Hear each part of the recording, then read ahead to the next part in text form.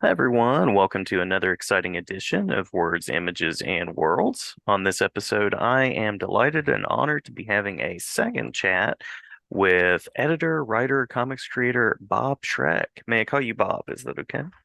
You certainly may. Well, thank you. Thank you so much. Thanks for agreeing to come on a second time. The first time we talked, we took kind of a 3,000-foot view of your work. And so I thought we would talk a little bit more about craft this time.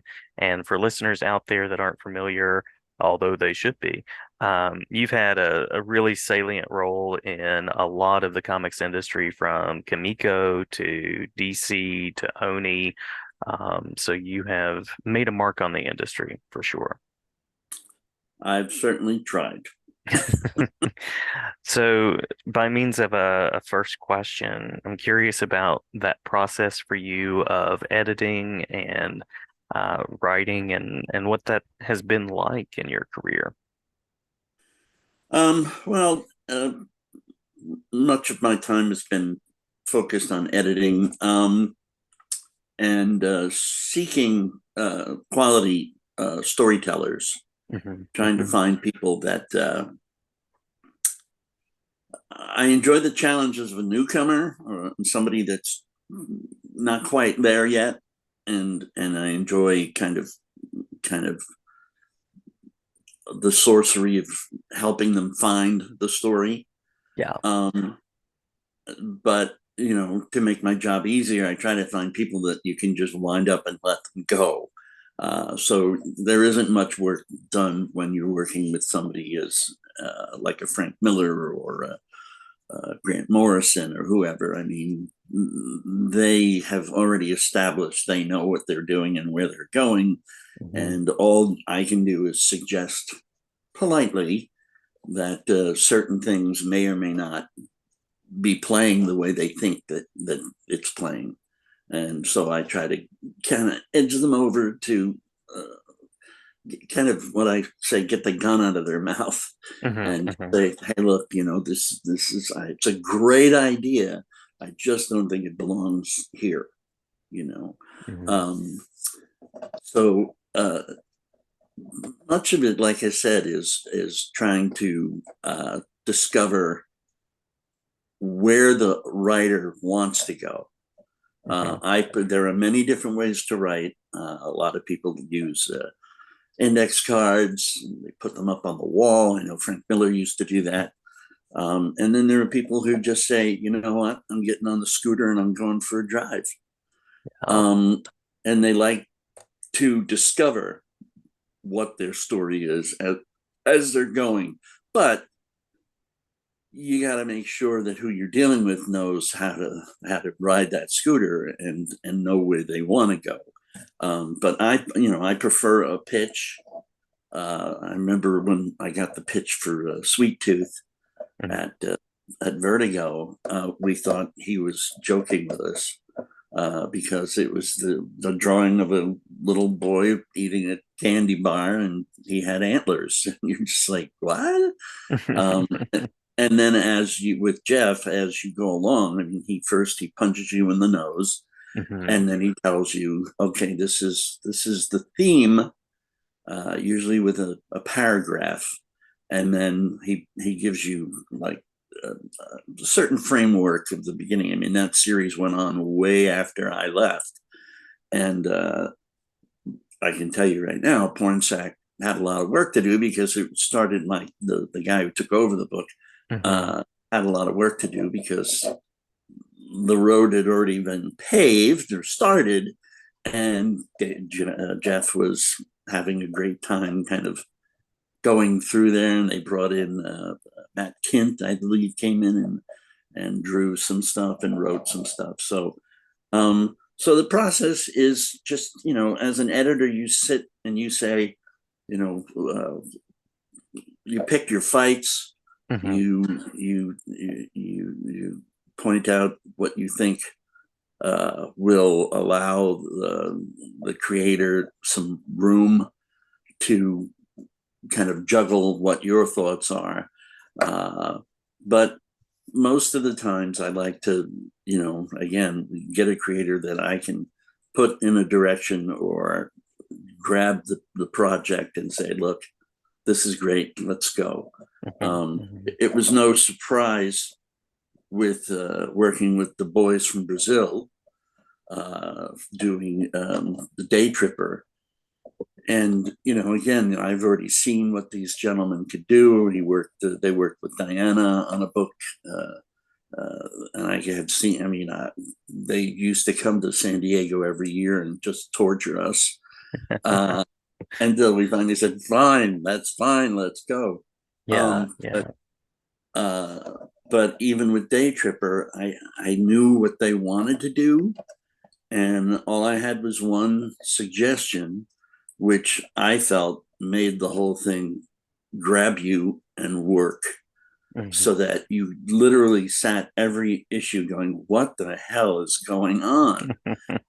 Because with Day Tripper, the main character dies every episode.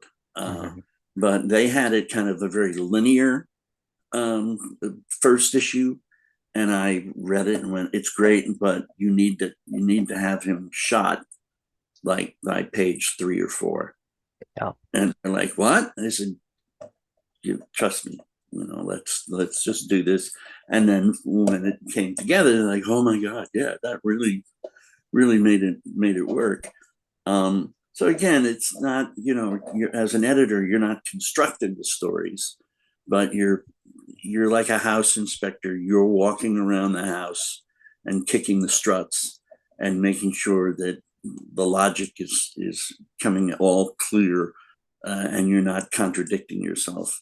That's how one of the reasons why I got started in it is my brother was a writer, and I was his continuity cop at Mhm, age mhm. 9 or 10 or 11, whatever I was. So, and he taught me a lot about story, uh, and kind of raised me on Richard Matheson and all these great writers, and Isaac Asimov. The Mhm. list goes on and on. And so, very early on, I had a pretty good feeling of this is good storytelling, this is sloppy. Yeah, And in yeah. today's modern age of movies, oh boy, is there a lot of sloppy. Oh, Uh, yes. it's, so, it's so lazy.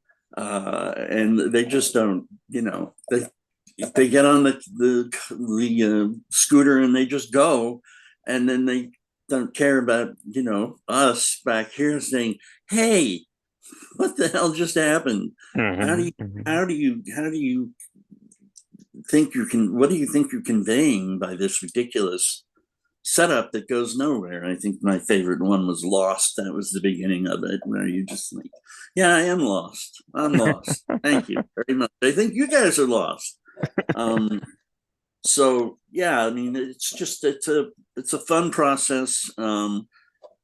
There's so many things to being an editor. You have to be a,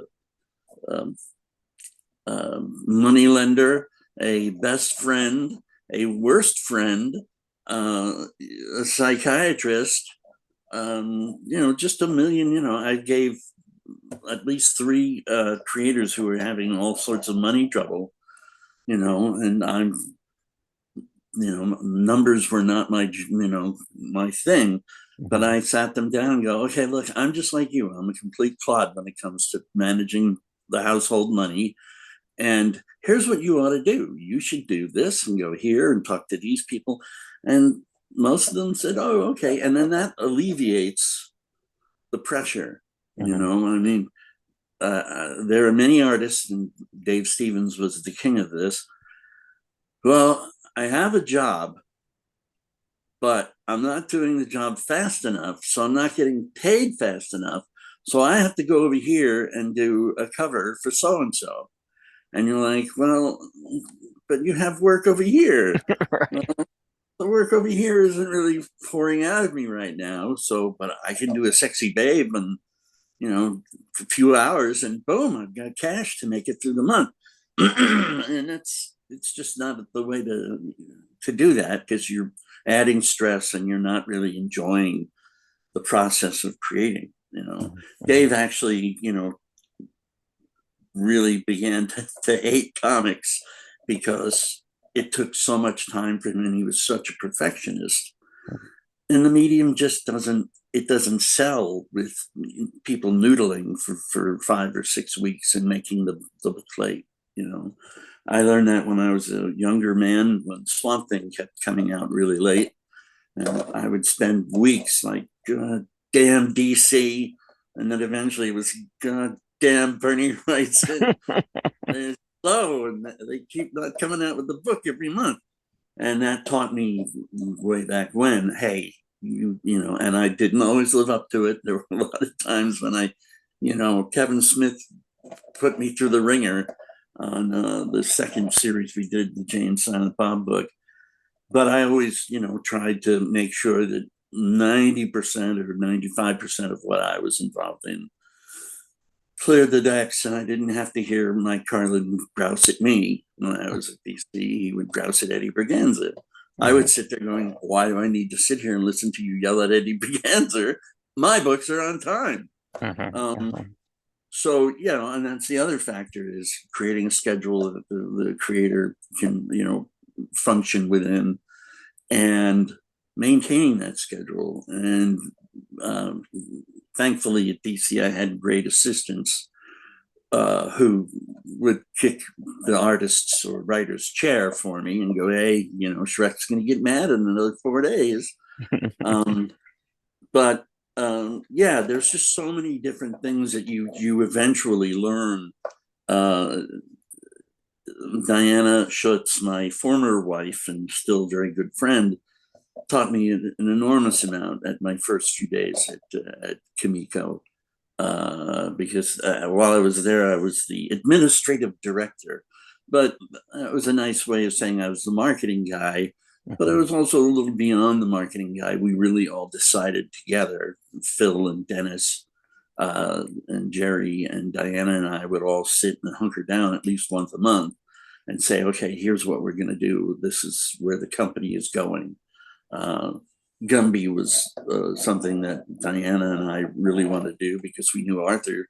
I've known Arthur since he was like 19 or 17. I don't know how old. And Jerry Giovinco was like, this is a bad idea. That's not what Kimiko brand. And this, I'm against it. It took us 3 months to convince him. And then when the pages came in, he looked at them and said, these are the greatest pages that have ever come through the door. And it's like, what did you just say? Are you crazy? You fuck against this. So, it's keeping your eye out, seeing what's on the landscape. It's looking at what quality product you can put out that will actually make money, or at least not produce a sinkhole of money for the company. So things like Sweet Tooth, if I had published that at Oni, I would have had a much harder time convincing people to buy it. It's a story with a kid with antlers. And but at DC and Vertigo, it wasn't exactly a Vertigo book, but some of the things that I was bringing to Vertigo were kind of expanding the Vertigo realm and bringing in other things to the idea of Vertigo. And Karen Berger, to her credit, was like, Day Tripper wound up being one of her favorite Vertigo books ever, which says a lot considering her amazing resume. So, but yeah, there's just a lot of things to it to make sure that you're covering all the bases and everybody's happy. It's kind of like, at a nursery and you've only got one bottle of milk. You just like, oh, there goes one. And you try to calm it down and, shut up here, suck on this for a while, leave me alone. So yeah, it's this constant balancing act of deadlines and quality control, and then there's the fiefdoms within the corporation that you're at. There's always somebody knocking at your door saying, hey, could you do my job for me? It's very kind of them. Yeah, it's like, no, I'm doing my job. You do your job. And that's really a large portion of of working in a corporation. It's just this incredible ping pong game of like, nope, not my job. Nope, not my job. Um, and yeah, you want to be a team player, but when the person is telling you to take the entire team on your shoulders, it's like, no, no, no. I have the back group that I'm dealing with. I don't need your problems over at the Justice League. It's not my problem. It's your problem. So Yeah. anyway, that's kind of a basic idea of what you do. Yeah. Is there it sounds like it probably depends on the team and the project, but is there sort of a non-negotiable for you to know that a story's working? Yeah, I mean, if again, you go on this journey and you're never quite sure where you're going. So every project has the best of intentions, but they don't all wind up, being the best thing that's ever wound up on paper. Hmm. Um, we did a book that when I was at Dark Horse,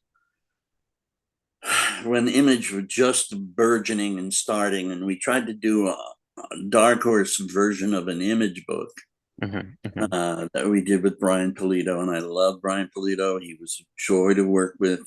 I knew him, Brian, before he had started up Lady Death and Evil Ernie, because he actually came to me at a New York Comic Con and he said, "Hey, I want to do this with Dark Horse." No, no, no, no.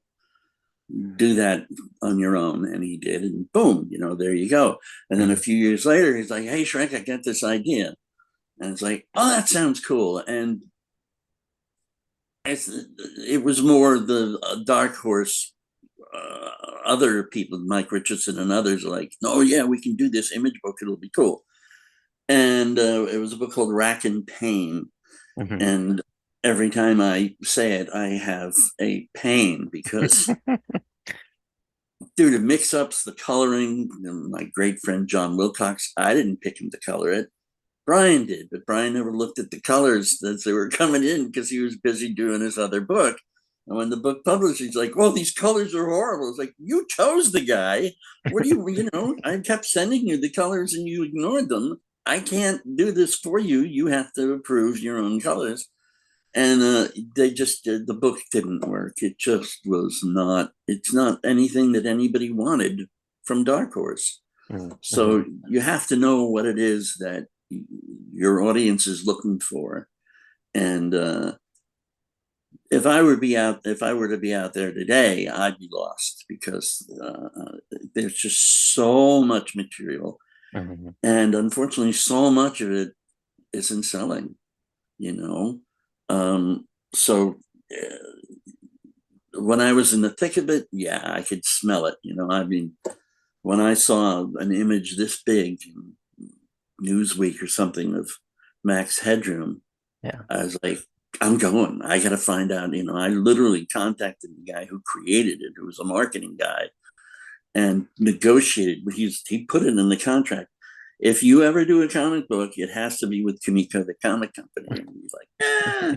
And we got it, and then it all exploded in our face because the licensor, the owners, Coca-Cola, just went, "Oh, he can't be dirty. He can't be killing corporations.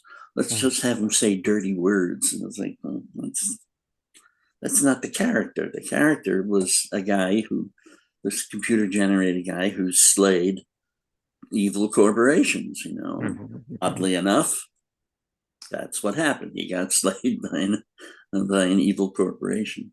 Yeah. So Yeah. um, yeah. So you really have to know the room and try to pick what people are going to gravitate to. And like I said, right now it's so all over the place. It's so difficult to figure out what would sell. And I mean, I didn't start it, but I kind of, with the Kevin Smith thing and bringing in people, and Brad Meltzer, bringing in people that were not in the industry, but loved comics. Hmm. Um, and now it's, Keanu Reeves and Berserker. Hmm. And he ain't writing that. You know, he's he's improving maybe the way he looks in the book or something, but uh, and it all power to him. It sold trillions. That's Hmm. the Hmm. hello. That's the job, you know. But again, it's that balance for me of doing a quality product and having it sell. And Yeah. that's the real trick. And you win some, you lose some, you know. Hmm. Hmm. So Has there been a time that a creator has just surprised you in a really positive way, and maybe even a book from your work that's been surprisingly overlooked? uh there's some nice books that I think people should have taken note of. I'm going to blank on the name of it now. It was written by Kurt Busiek, and it was a fun book. It was about magic and stuff like that. And it didn't sell very well because Kurt wasn't, it wasn't Kurt doing superheroes. It was kind of this crazier, fun little magic story.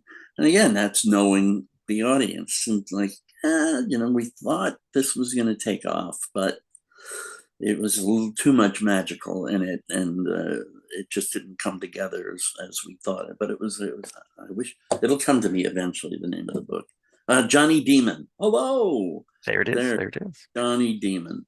And so yeah, that was one that I thought, hey, that should have done better. Um, but no, most of the stuff that I managed to put together, did okay. I didn't. We didn't have too many uh, dogs. They were like, oh boy. Uh, Not one of my books but at Kimiko we had a book called The Next Man Uh-huh. by by Vince Argentesi, who is a sweetheart, nice guy. He's passed on now, um, but it was just this hollow Kirby sycophant kind of thing, and he didn't really know how to draw backgrounds, and he had a lot of energy, but I think we only got 4 or 5 issues out of that book until we just went, oh, that's enough. We just can't do this anymore. And the artist also went off, I think. And I think Vince was having trouble getting his schedule together. But yeah, I mean, Jeff Lemire certainly surprised the heck out of me Yeah. Yeah. with Sweet Tooth. Um, uh, Pretty much, again, I was lucky. Most of the people I worked with knew what they were doing and where they were going. Hmm. And, you know, sometimes you're just there to make sure that they're okay, that they're not mad at DC, Hmm. which was rare because DC had a policy of, we called it psychic invoicing. You would get paid a month before you even did the work half the times, Huh. just to shut everybody up. Here's more money, go away. But yeah, most of the stuff that I managed to put together, I was not many surprises. Most of the stuff was, again, you go forward when you've got a good gut, saying, okay, these people know what they're doing. You Hmm. know, Hmm. I didn't think Day Tripper was going to do as well as it did. I thought Day Tripper was going to go the way of, hey, that was a really good book, but 8 people read it and nobody cares. And then the next thing you know, Eisner Awards, and it's actually selling great. Um, but that's again, those are rare moments because you can't have that kind of a track record. You just have to, grin and bear the ones that don't make it to the finish line. And, Hmm. I think the other Lemire project I did with him, that was a riff on The Invisible Man. That was the book that we did before, called, oh gosh, The Nobody. Hmm. Uh, Hmm.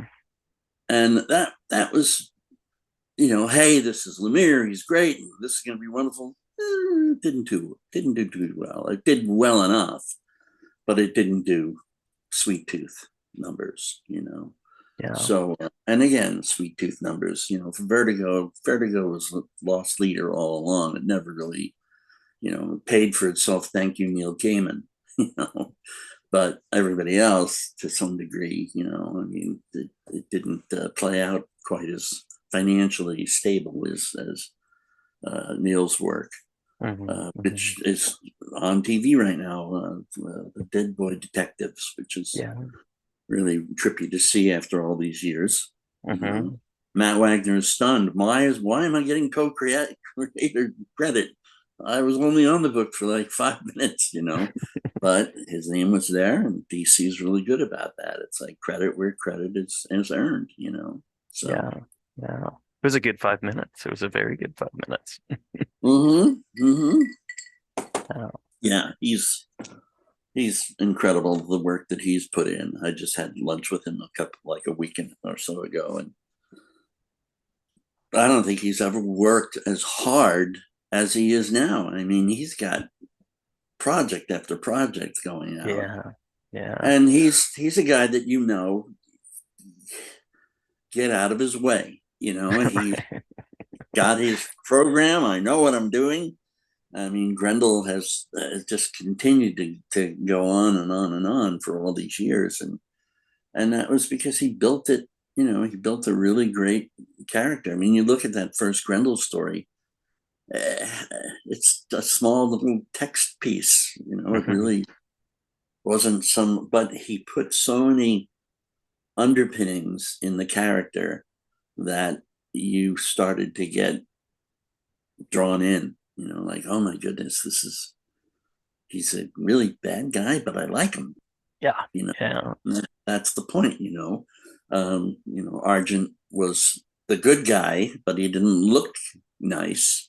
Whereas Hunter was the bad guy, but boy, he lit up a room. Hmm. Hmm. And that's usually the case, the bad guy is usually on top of it all the time, playing the numbers. Yeah. Yeah. Now he's also doing that Dracula series with Kelly Mm-hmm. Jones, and that is really quality work as well, it seems to be. It's going to be fantastic. And they're doing it through a Kickstarter, even though Dark Horse, I think, is actually going to publish it now, or I don't know. It's a very confusing marketplace right now, but Yeah. uh, but yeah, and he's got more Grendel coming out. I mean, it's crazy. I've never seen him work, and he's a hard worker. But Hmm. this is like, my God, what are you doing? Go go for a walk. You know, Right. Right. but yeah, and he's been a friend for a long time. I met him 2 years before Mage was published, Mm-hmm. 2 or 3 years before Mage was published, and I was in Philadelphia, and Jerry G. Vinco walked up and said, "Hey, man, look, it's our first colored book." Because Kimiko got their asses handed to them when they did their black and whites. Everybody, they practically threw produce at them. Mm-hmm. And I went up to my hotel room, and I read Mage One, coverless, just what we call the guts, Uh-huh. uh, untrimmed, and just sat there going, "Whoa, this is great." And it was raw. I mean, Matt wasn't as established a talent as an artist in those books, early Grendel and early Mage, but you can watch it just grow and grow and grow. Mm-hmm. And Matt Mm-hmm. still gets mad at me because I really thought Sam Keith brought everything together nicely. And he's like, I don't need to. I love Sam, but I can ink it myself. It's like, okay, all right. But Sam did a beautiful job. So yeah, Matt's he's incredible. The work ethic. And now he's got his son addicted. Mm-hmm. Mm-hmm. Brennan is now, he's got a new book out called St. John's. Yes. Which, Uh-huh. yeah, yeah, him and I'm gonna mess up his name, the writer on the project, but no, the artist on the project. I'm gonna mess it up. Shadkey. No, I can't remember his name. But anyway, yeah. So, um, yeah, it's been a great run. I really I enjoyed what I did. I was lucky, you just being born in New York and Long Island and being able to go to the early Phil Saline cons and getting to know everybody and meeting everybody. It was an incredible journey. I had a really good time, and most of the times, I mean, you forget all the horrible moments, and Mhm. there are several horrible moments. The giant faux pas of Batman, All Star Batman and Robin. That was a nightmare. That wasn't all me, but it was certainly because I was the editor. That it all fell on my shoulders. But I had a lot of help with that one. Now you, But it worked out. Sorry, go ahead. oh no, you're fine. You're fine. I was just gonna say you mentioned a few times the kind of the shape of the marketplace right now, and I was going to ask, by means of a final question, um, what do you see as kind of the next best steps for comics? Where do comics hopefully go from here? Boy, it's a rough ride out there right now. Every time I pick up my computer and look on the internet, there's another store getting ready to close. Hmm. And Hmm. these people have been at it for 20 years, 25 years. Um, Flying Colors up in Northern California, uh, uh, Cardiangelo down in Southern California is now closing one of his stores. This guy's been at it for a billion years. He knows it inside out. It's they're just, I think, because of all of the distractions Hmm. and the easy ability to just go, I'm going to watch a movie. I'm going to go watch listen to a podcast. I'm going to go over here. It's just dwindling our numbers, Yeah. and we keep shoveling the same stuff at them, and they keep saying, "Nah, not really. Nah, not really." So yeah, it's a scary world out there. The last every year we used to have a dead dog party on Sunday night at San Diego Comic Con that myself, Diana, and Bob Chapman. I mean, Chapman kind of he started it, but we all financed. Our companies came in with money, and even DC actually at some point was throwing money for the party. And the last one, because that was it. We're done. We're not Bob Chapman and graffiti are no longer really produced. You know, and I'm out of the picture now. And many of us, I went to that room to party, and a lot of freelancers going, I can't get any work. Hmm. Um, and it's a hard thing to talk about. People, it's ugly and it's disturbing and it's scary. I don't know where it's going because we need to come up with something better than paper, Hmm. and it can't be a computer. It's not the same. So maybe there's a new discovery or invention that will bring down the price of actually printing these things. Yeah. Yeah. And and on top of that, we're rudderless because we don't know what our sales are right now. The distribution channel is a nightmare. Hmm. Um, Retailers before distribution was terrible we're still working super hard with this giant fat book that they had to go through every month and make sure they had the right numbers and right orders and da da da. And now it's all over the place. They can't find, oh, how well did this sell? They only know how well it sold in their store. Hmm. They Hmm. they don't know what the consensus is in the industry. Yeah.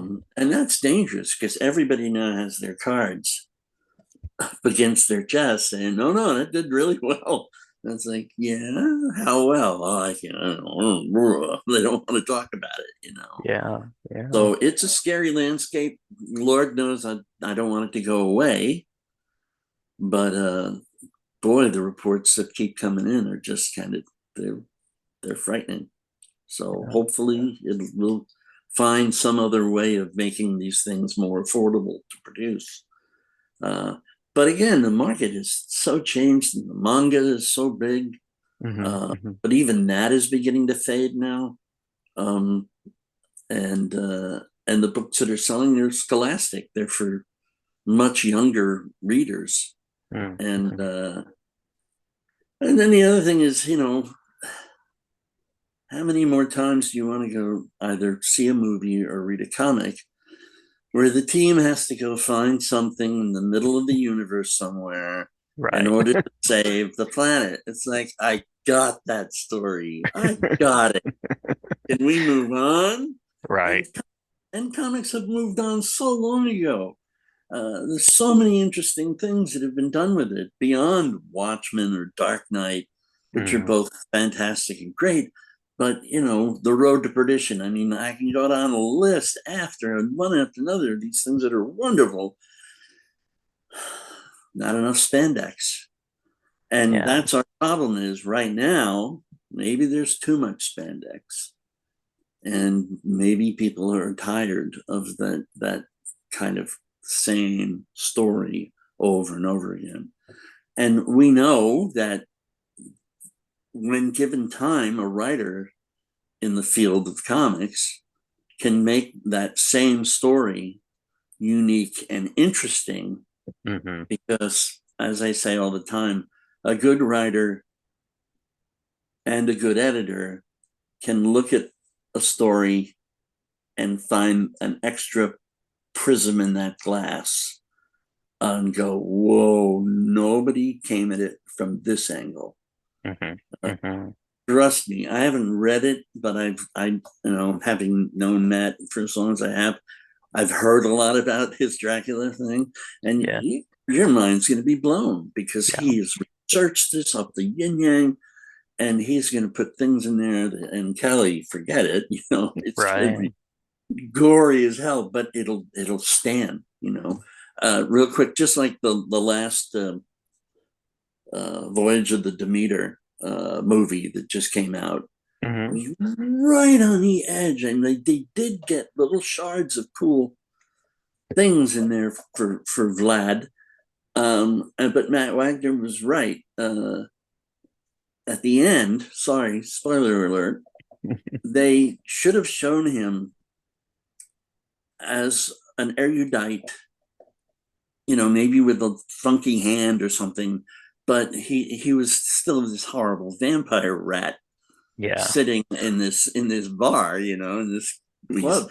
They just, it's one thing when Spielberg punches you, and it's another thing when Joe Johnston punches you. It's not the same. When Spielberg punches you, you go to your nose and go, "Wow, that might have hurt." Um, so it's connecting on the proper level, and with the Demeter movie, it all came together. But Matt Wagner was 100% right. It should have closed with this erudite lord sitting in the bar instead of this rat, ugly guy hiding from everybody and drinking whatever. I don't know what he was drinking, but Yeah. why would a vampire go to a bar? I don't know. Looking for fresh blood, I guess, um, but one would think that you would transform yourself into a more acceptable image. So, but Yeah. yeah, but beautiful film, lots of really great things. But again, finding that shard, and it did. It found like three or four different, like, whoa, never thought that. Hmm. Um, Hmm. that's the trick, and that's after I saw the movie, it was like Matt Wagner's doing a whole Dracula book. How can you do that? And like I said, looking at what he's, hearing what he's already done, it's forget it. My Oh yeah. brother wrote a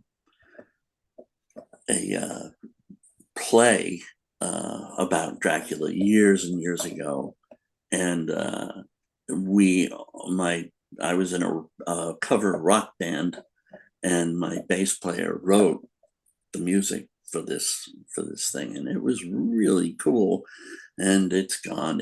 We never took it anywhere, but Mhm. Yeah, my brother's mostly a writer of poetry these days. He's not doing short stories anymore.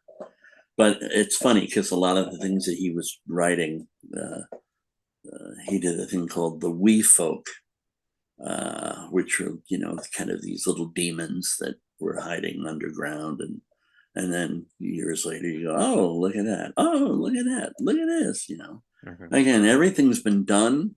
It's how you do it. Yeah. It's how you make it applicable to the audience of to the current audience, instead of just retelling the same story over and over again. You got to find something new to bring to it. Otherwise, nobody cares. Yeah. Yeah. Absolutely. Absolutely. Well, I appreciate what you've done in terms of creating and supporting creators. I appreciate the time. Is there a particular space online, in person, anything like that that you'd like to mention where people can go and learn more?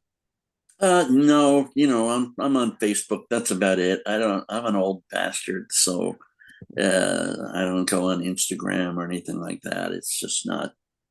I have no interest in it. I'd rather read or listen to music or go for a walk or do something rather than just sit there and do more comic book work. I'm done. I've been Yeah. working since I was 15 years old. I started at Woolworths, and it's a long haul, and I'm done dancing like a silly monkey.